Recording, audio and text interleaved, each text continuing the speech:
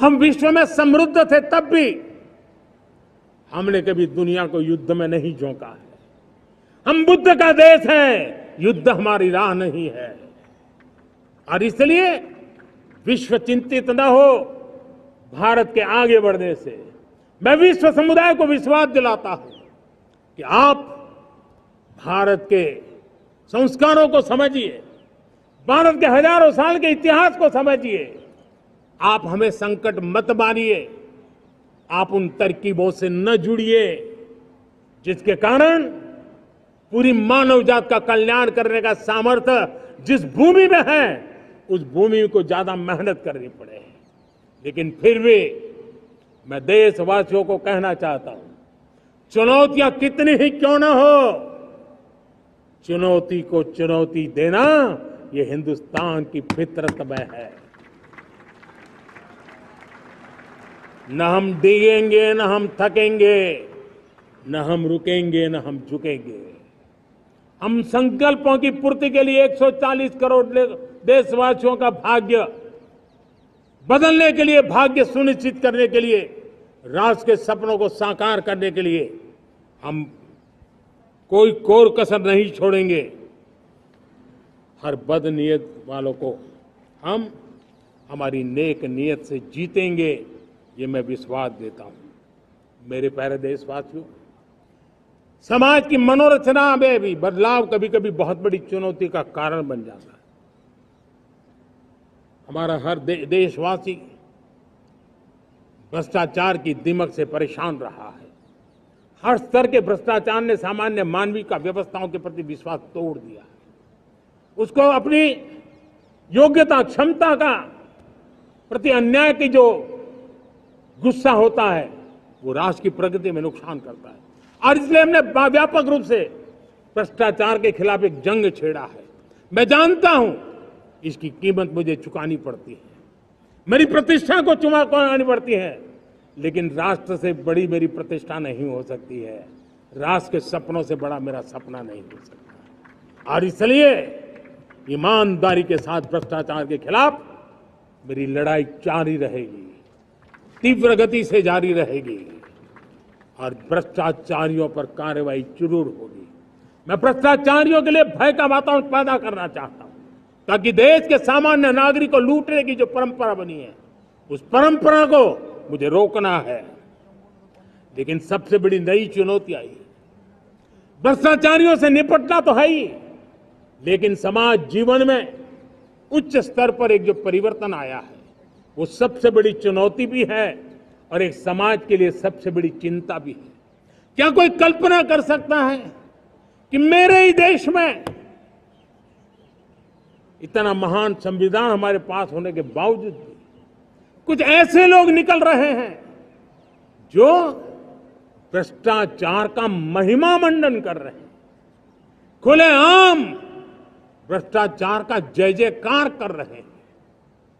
समाज में इस प्रकार के बीज बोने का जो प्रयास हो रहा है, भ्रष्टाचार का जो महिमा मंडन हो रहा है, भ्रष्टाचारियों की स्वीकार्यता बढ़ाने का जो निरंतर प्रयास चल रहा है, वो स्वस्थ समाज के लिए बहुत बड़ी चुनौती बन गया है, बहुत बड़ी चिंता का विषय बन गया है।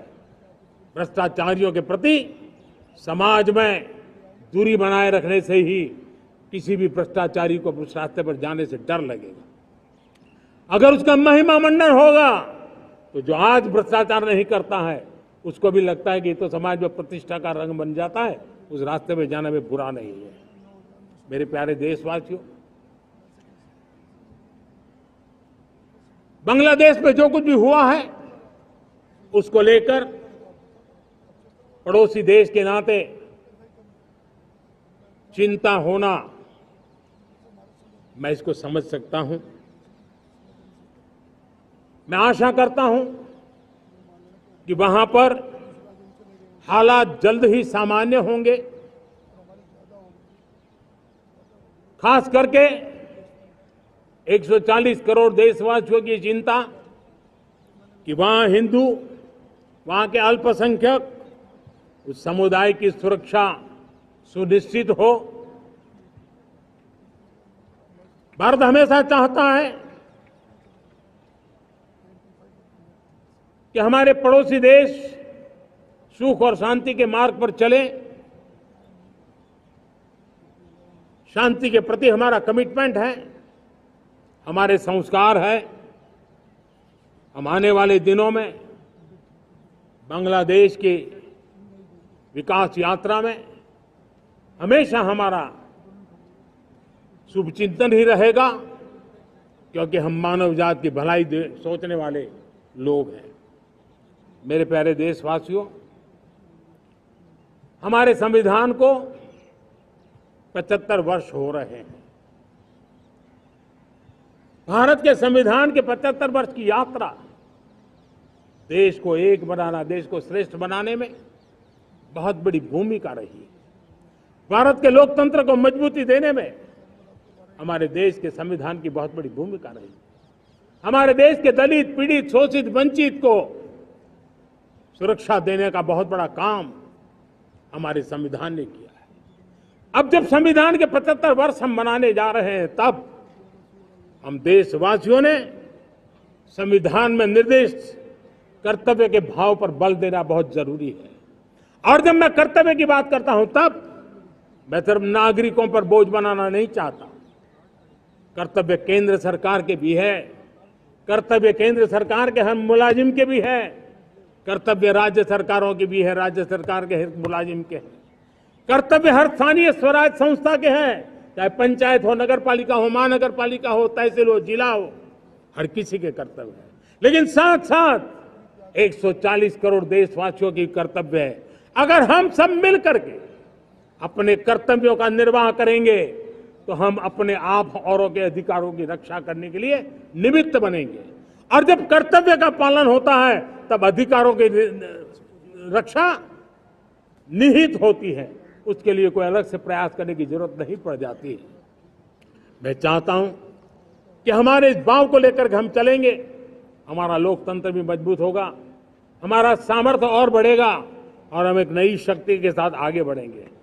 मेरे प्यारे देशवासियों, हमारे देश में सुप्रीम कोर्ट ने बार बार यूनिफॉर्म सिविल कोड को लेकर जो चर्चा की है, अनेक बार आदेश दिए हैं, क्योंकि देश का एक बहुत बड़ा वर्ग मानता है और उसमें सच्चाई भी है कि जिस सिविल कोड को हम लेकर के जी रहे हैं, वो सिविल कोड सचमुच में तो एक प्रकार का कम्युनल सिविल कोड है, भेदभाव करने वाला सिविल कोड है। ऐसे सिविल कोड से जब संविधान के 75 वर्ष मना रहे हैं और संविधान की भावना भी जो हमें कहती है करने के लिए, देश की सुप्रीम कोर्ट भी हमें कहती है करने के लिए, और तब जो संविधान निर्माताओं का सपना था